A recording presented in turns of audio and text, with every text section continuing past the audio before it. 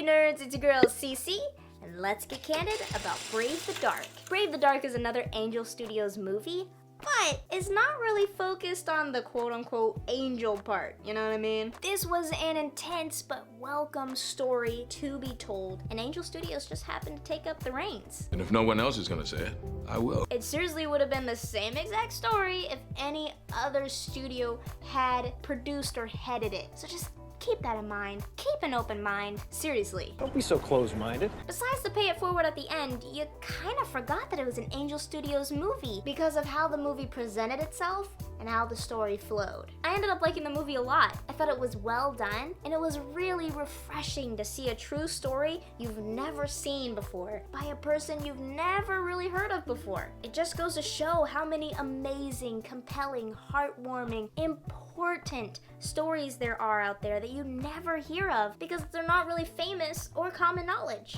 Being based on a true story, this movie got into the real harsh reality and intensity of the situation that this main character was in, as much as a PG-13 rating would allow. And they pushed it. They pushed it to the limit. Push it, push it, push it, push it. Not because of the language or the stuff that I talk about and the reasons for the rating, but because of the reality of the content. If a movie ever needed a trigger warning, this one is it. I mean, seriously, oh my gosh, it was so intense. A little more than halfway through the movie. Seriously, I mean, I think that this movie should have had like a little warning in the beginning saying that some scenes could be frightening for certain individuals or intense. Should have given me a trigger warning. Just because it's based on a true story. Most movies you could dismiss scenes like that because it's like, oh, it's not real. This is like a fantasy or something. This really couldn't happen. But this was based on a true story, so you're like, oh dang, this actually happened to somebody. Oh dang, this could happen to somebody. You know what I mean? It was like watching cinematic true crime to a degree. It wasn't as crazy as true crime, but it had those like little elements, right? It wasn't that bad though. It's still PG-13. I'm over it. Moving on. And it was only like a couple little scenes, and I'll talk about that later. I do think it is a movie that's worth watching, especially for the story itself. I'm glad that we got to learn about Nate in this really good drama. But this is just my initial review, my initial thoughts of the story. So keep on listening if you want to hear the full entire review of this movie and whether or not you want to give it a shot. There will be spoilers and the reasons for the rating, so you have been warned. You have been warned. So let's get into it right now. I mean, really, let's do this, mother! First up is acting, and I give that a 7 out of 10. I think that overall the acting was really good. I mean, the actors really delivered raw emotions, and it felt really real most of the time, and I just thought it was really well done. You felt really in and into the story. Like, there was a couple of times where I was just shocked, and I was just jumped, and I was just like, whoa. But there were a couple of times where it just felt a little corny or forced. And that was mostly with Stan and Nate's fighting, right? Like, just a couple of the fight scenes between them, like the arguments, not like fisticuffs. Although, I am not opposed to engaging in a bit of fisticuffs. And also when Stan was trying to be funny. Like, I get that when he was trying to be funny, it was supposed to be cringy for Nate, but it almost felt a little too much for the audience. Like, I was cringing too, and I don't like to do that in a movie. Maybe that was, like, supposed to be the point, like, to make us cringe. But it does make the scenes a little hard to watch, you know what I mean? But overall, it was great.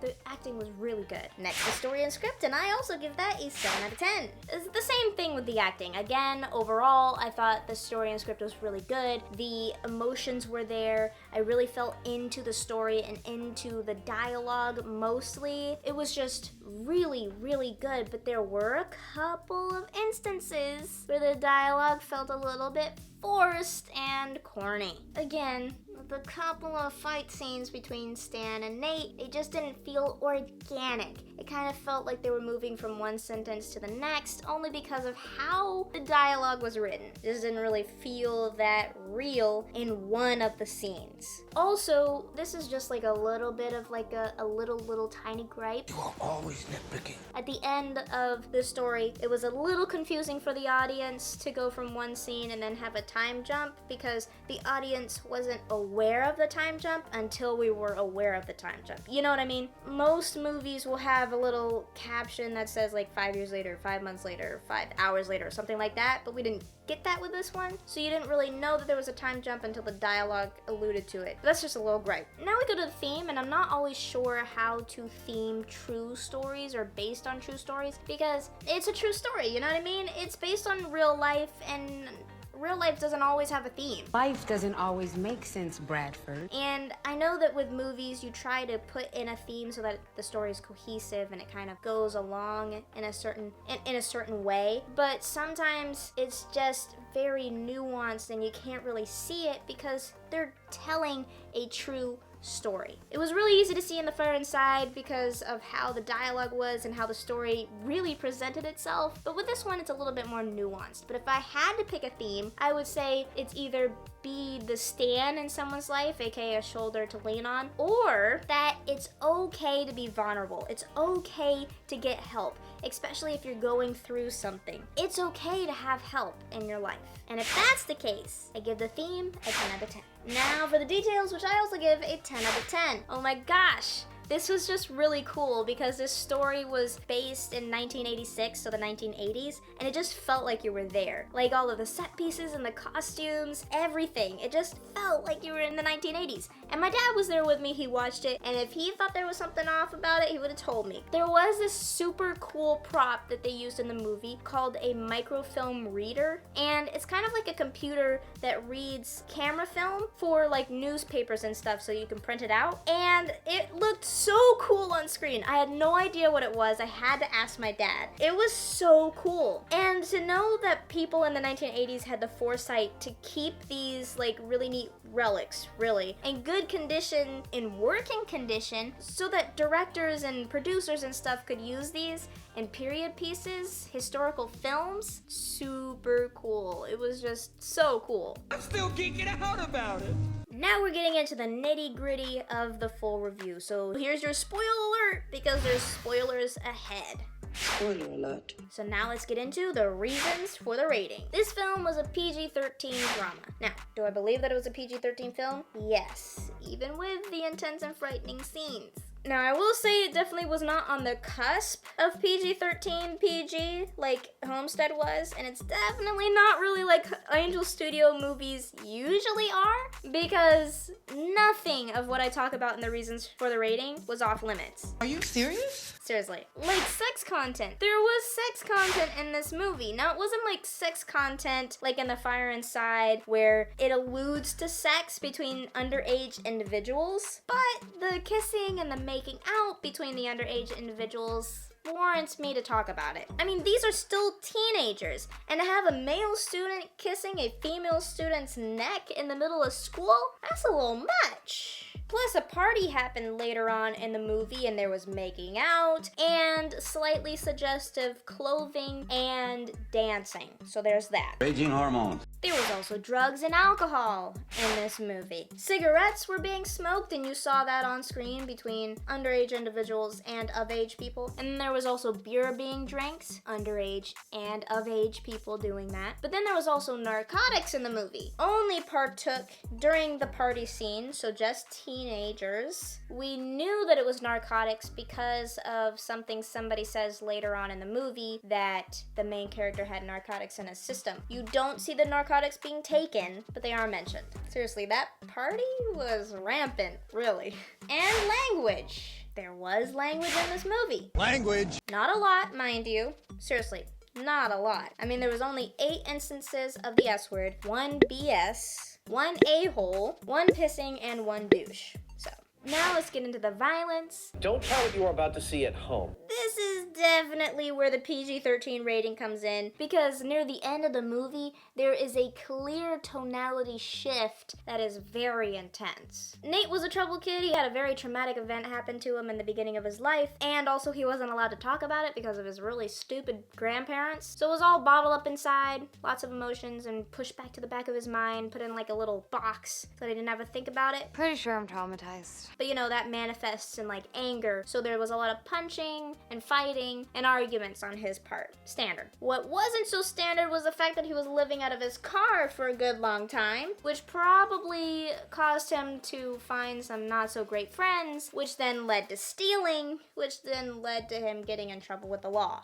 and pushing the first events of the movie, right? I'm actually gonna give a little bit of my own trigger warning for mental health and domestic abuse/violence right here. So if you wanna skip it, go ahead. In a flashback, when Nate was about 5 or 6 or so, we see that his father heavily beats his mother. Like, there's a lot of domestic abuse going on. She gets out, calls the police, they get a restraining order on him. He goes away for a bit until he realizes that she has another boyfriend, and he gets upset. He goes over to their house after the boyfriend's gone, takes a hunting rifle, and shoots the mom twice, killing her. And then he turns around, takes a hunting rifle, shoves it up his mouth, which you see, and then shoots himself, committing suicide and dying, obviously. Granted, neither of the shots are shown on screen. You just see the mother being dead with blood blooming, and then you don't see the father at all. But it was all in front of the kid. The kid saw everything. Nate saw everything. And then the blood splatter from the father committing suicide went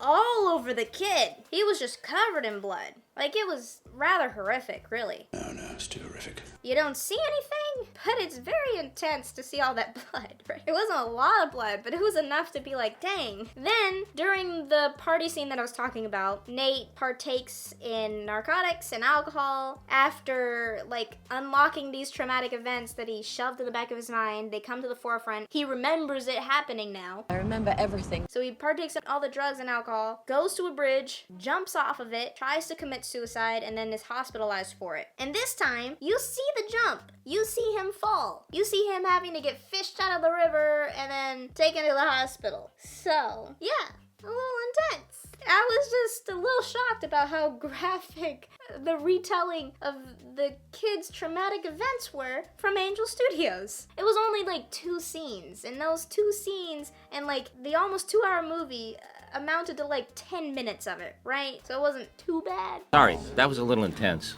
Overall, I give this movie an 8 out of 10. I thought it was extremely good, intense for sure, but good, and a nice retelling of a story that I have literally never heard of before, and I don't think others have either. To know that people go through similar situations like this is insane, but the general public rarely ever hears about it. Honestly, I think we need more awareness in our society nowadays. Nate Dean has created a organization that helps children that have gone through traumatic events, which I think is very necessary, because I think a lot of people have the capacity to be helped and to get through this situation.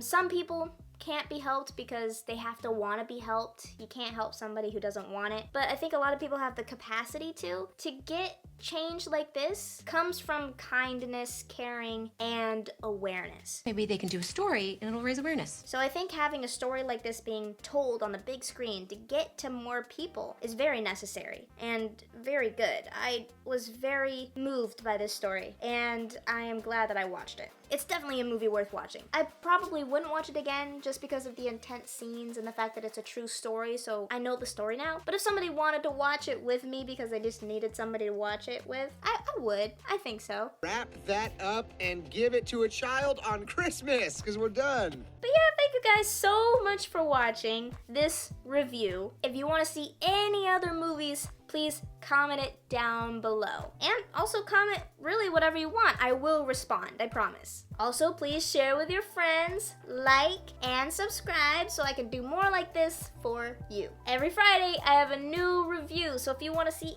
anything, if you want me to review anything, please comment, tell me about it. Also, don't forget, Mondays are 1-minute stub reviews, where I take old movies that I've seen before and review them in a minute, unscripted, just from my brain for you. So far, I've done Godzilla -1 and the Super Mario Bros. So if you want to see those as full, real reviews, comment down below. Again, thank you so much for watching, and just remember, right here at Candid Cinema, it's okay to talk, it's okay to text, and I will see you later. Bye!